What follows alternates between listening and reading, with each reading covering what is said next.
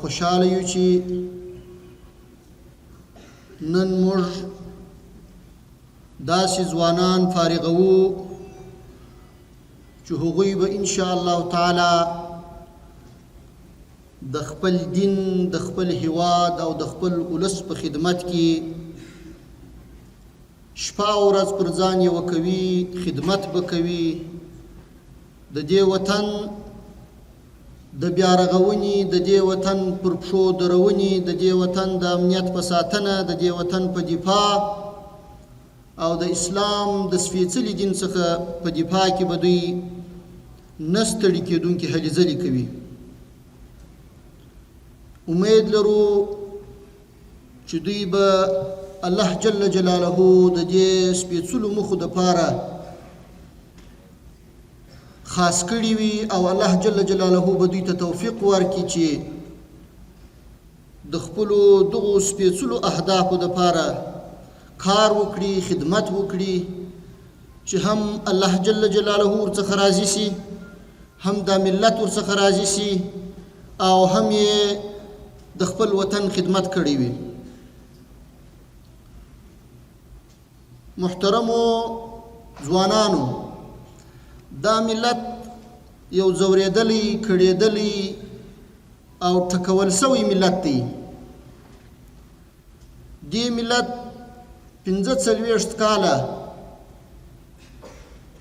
هغه تکالیف تیر کړي دي، هغه زحمتونه او هغه ستړیاوې یې برداشت کړي دي چې د تصور څخه لوړې دي. د دوی اقتصاد له منځه وړل سوی دی، د دوی نظامی ځواک د منځه وړل سوی دی، سړکونه یې کنډ و کپر او خراب سوي دي، علمي بنسټونه یې کمزوري سوي دي. دا یو حساس وخت او یو حساس پړاو دی چې موږ او تاسې به خصوصا دا ځوانان به د تیرو 45 کلونو شاتګ په دنیوي لحاظ دا به جبرانوي او کوشش به کوي چې دغه مزل چې نورو زموږ څخه اخیستی و او نه پرېښولو چې دا 45 کاله موږ پرمختګ وکړو او د نورې دنیا په شان مخته لاړ سو. دا مزل باید اوس موږ او تاسې په ډېر لنډ وخت کې ترسره کړو او کوشش وکړو چې په ډېر لنډ وخت کې موږ هغه ځای ته ورسېږو چې کوم هیوادونه په 45 کاله کې مخته تللي دي، موږ او تاسې باید په 10 کاله کې هغه پرمختګ ولرو. او دا ممکن ده او شونې ده. دا ستاسو په همت، ستاسو په زړورتیا، ستاسو په کارکردګي پورې اړه لري چې تاسو به یوازې او یوازې د الله جل جلاله د رضا، د دې مظلوم او مسلمان ملت د خدمت او د مسلمانانو د دې پاکي خاورې، د دې پاک وطن افغانستان خدمت، پرمختګ، پیاوړتیا، دا به مو اراده وي، دا به مو نیت وي او دا به مو قصد وي او دا به مو هدف وي. او شپه او ورځ به پر ځان یې وکوي او په دې لار کې به کوشش کوي، خدمتونه به کوي، هر یو به د خپل مسلک مطابق د خپل مسلک په مقتضا کار کوي. ان شاء الله چې دې ټولو ځوانانو ته د اسلامي امارت غېږ خلاصه ده. لکه مخکې چې شیخ صاحب محترم وویل، په هره برخه کې که تاسې په علمي برخه کې نور پرمختګ غواړئ، دروازې درته خلاصې دي. که تاسې په مسلکي برخه کې پرمختګ غواړئ، دروازې درته خلاصې دي. یعنی که هر نوع خدمت کول تاسو د دې وطن او د دې ملت غواړئ، دې ځوانانو ته د حکومت یا دولت دروازې خلاصې دي. مرحبا ورته وایو او الله جل جلاله دې دوی ته توفیق ورکړي چې د دې نظام د دې وطن د دې مسلمان ملت خدمت په ښه صداقت او اخلاص سره وکړي.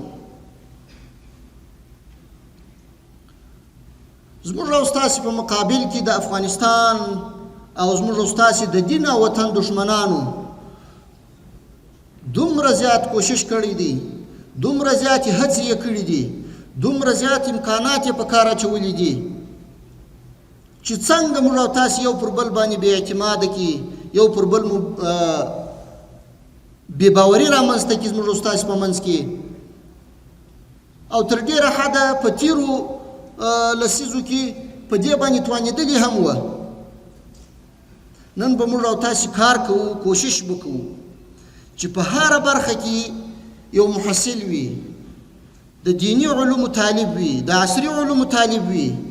دا باید اوږه په اوږه ودرېږي چې هم د دې ملت هغه خدمت وکړي چې په دینی برخه کې ضرورت ورته لري، هم د دې ملت په هغه برخه کې خدمت وکړي چې په دنیوي اړخ کې دوی ضرورت ورته لري. زما خو مشوره دا ده د افغانستان و ټول ولس ته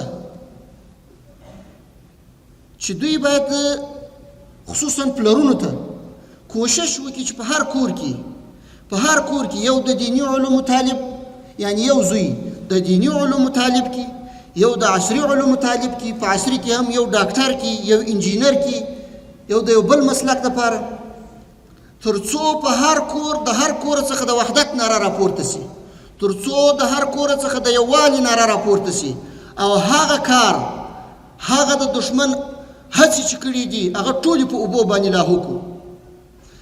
دا خپل ترمنځ تفرقه، خپل ترمنځ بدنیتۍ، یو پر بل باندې بې اعتمادي، یو د بل مخه نیونه، یو د بل په وړاندې اعتراضات وړاندې کول، دا ذهنیت نور باید ترک سي او د هر کور څخه داسې یو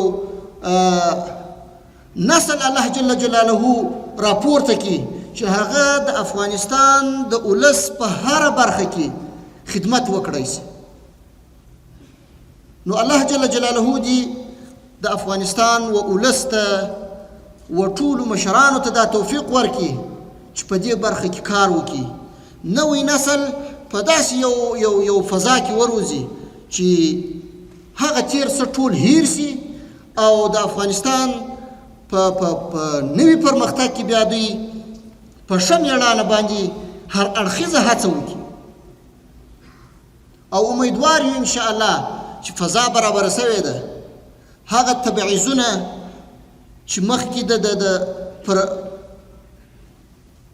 علمي او تحصیلي برخو کې سره ویشل سوي وه یا دا تبعیضونه موجود وه، په قومي لسانی او سمتي برخو کې کم تبعیضونه موجود وه، کم عداوتونه موجود وه، کم یو پر بل بې اعتمادي موجوده وه، هغه نور انشاءالله د منځه څخه تلونکې ده.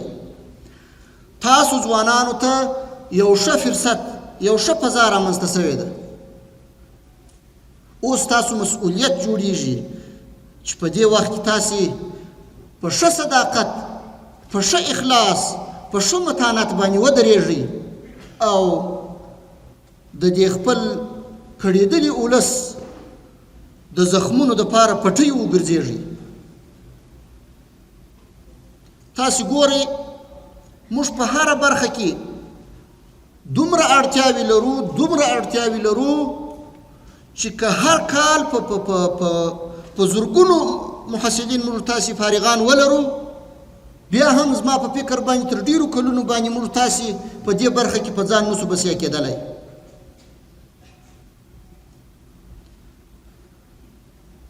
د هوایي قوت په پیاوړتیا او پرمختګ کې هم موږ تاسې خپلو ځوانانو ته ضرورت لرو تر څو وکړای سو چې په دې برخه کې د هر هیواد او هر چا د احتیاج څخه راوځو. په دفاعي چارو کې د خپل هیواد باید په هغه پیمانه برخه واخلو او کوشش وکړو تر څو ټول احتیاجات زموږ ستاسې پوره شي.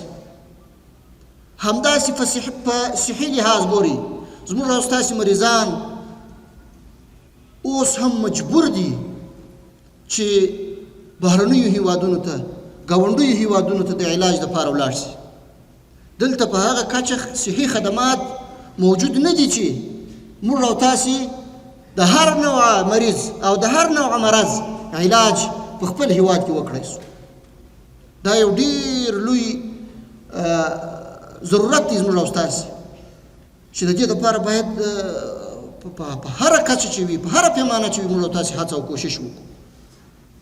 د معادنو استخراج دی چې نن موږ او تاسې باید د خپل معادن استخراج کړو او د دې ملت په ګټه د دې ملت د خدمت دپاره یو کار او کار ورڅخه واخلو. دا استخراج اوس هم که هر ځای کېږي، تاسې وګورئ چې موږ خارجي انجینرانو ته ضرورت لرو چې هغوی راسي او په دې استخراج کې زموږ سره برخه واخلي او کار وکړي او په مسلکي لحاظ باندې دا چاره ترسره کړي. په دې برخه کې ګورئ موږ او تاسې څومره لوی ضرورت دی او څومره لوی اړتیاوې لرو. سړکونه دي چې جوړوو یې اراده او عزم موجود دی ان شاء الله چې د افغانستان ټول سړکونه هر ولایت ته، هرې ولسوالۍ ته، هر کلي ته به رغېږي که خدای کول. په اوسني حالاتو کې زموږ ستاسې د افغانستان د حلقوي سړک هم نه دی جوړ. نو که په زرګونو ځوانان یوازې د سړک جوړونې په برخه کې انجینران ولرو، هم زموږ او ستاسې دپاره کفایت نه کوي. ځوانانو ته م پیغام دا دی چې په هر قیمت وي خپلې زده کړې بشپړ کړي او د هیواد ضرورتونو ته وګورئ چې په هره برخه کې زموږ ستاسې زیات ضرورت وي، هغه رشته اختیار کړئ. هغه رشته اختیار کړئ او په هغه کې هڅه وکړئ، کوشش وکړئ خپل ځان په کامله معنا باندې هغه اندازې او هغه اوج ته ورسوئ تر څو موږ تاسې په هره برخه کې د نورو د احتیاج څخه راوځو او خپل مسلکي ځوانان ولرو، تر څو په احسنه طریقه په ښه شکل باندې د ښه اخلاص او ښه نیت په موجودیت کې هغه کار چې په 2 کلونو کې خلک کوي موږ تاسې یې په 1 کال کې وکړو. نو د افغانستان وضعیت او حالت داسې دی چې زموږ تاسې څخه ډېره زیاته هڅه غواړي، کوشش غواړي او ډېر زیات اخلاص ته ضرورت لري. دا ملت پر تاسو ټولو باندې حق لري چې تاسو به خدمت کوئ، تاسو به اسانتیاوې ورته برابروئ، تاسو به د نورو د احتیاج څخه ځان باسئ. هغه تکالیف چې نن پر دې ملت باندې په مختلفو برخو کې تیریږي د هغو څخه به یې ژغورئ. دا ستاسو مسؤلیت دی. دا نن چې فارغه کېږئ دا دروند مسؤلیت پر اوږو باندې باریږي. تر هغه وخته چې تاسو بیا دا مسؤلیت په کامله معنا ادا کوئ دا به ستاسو پر اوږو یو بار وي او د ژوند تر پایه به په دې هوډ او په دې ژمنتیا کې اوسېږئ چې موږ به پر شا باندې نه راځو، مایوسه کېږو به نه، کار به کوو، خدمت به کوو، ستړیاوې به ګالو، کوشش به کوو. نو بیا کولی سو چې په ډېر لږ وخت کې په ډېره ښه طریقه موږ تاسې د خپل وطن آباد کو، ویرغو او خپل ولس پر ځان باندې راټول کو، خدمات ورته وړاندې کو.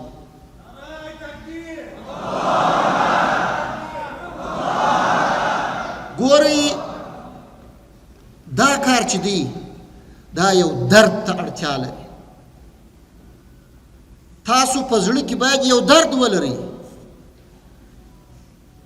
یو بې سکونه حالت باید ولرئ او قرار کښېنئ.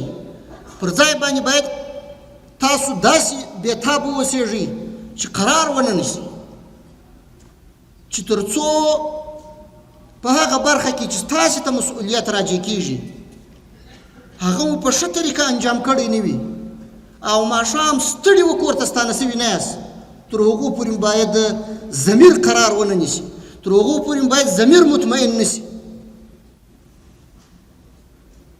بیا انشاءالله تاسو به ګورئ چې دا وطن څنګه نشي آبادېدلی، دا اولس بیا څنګه نشي پر قراره کېدلی او د خپل مظلوم او کړېدلي ولس ته څنګه موږ تاسو خدمت نشو کولی. نو که دا درد زموږ ستاسو سره موجود و، دا احساس موږ ستاسو سره موجود و، بیا دا چارې اسانه دي. نور دنیا هم داسې نه ده چې هغه سره یا پیرانانو مرستې کړي دي یا د اسمانه څخه یو مخلوق راغلی دی، دوی یې پر مخ بیولي دي. دغه زموږ ستاسې سره کم انسانان دي، دا زموږ ستاسې سره کم دماغونه، زموږ ستاسې سره کم ذهنونه، ځیرک انسانان چې دلته موجود دي. زه فکر کوم چې په ډېره دنیا کې به دا وجود نه لري. لږ کار در څخه غواړي، لږ ستړیا در څخه غواړي، نور انشاءالله هدف ته رسېدونکي. نو زه خپله وینا نه اوږدوم. الله جل جلاله دې دا سپېڅلی فراغت ستاسو دپاره مبارک کړي. الله جل جلاله مو د دې وطن د دین او د دې ولس خادمان جوړ کړه. الله جل جلاله مو د خدمت مصدر وګرځوه. الله جل جلاله دې خپل رضا او د دې مخلوق رضا او په دنیا او آخرت کې کامیابي تاسو ته در نصیب کړي. واخر دعوانا ان الحمد لله رب العالمین.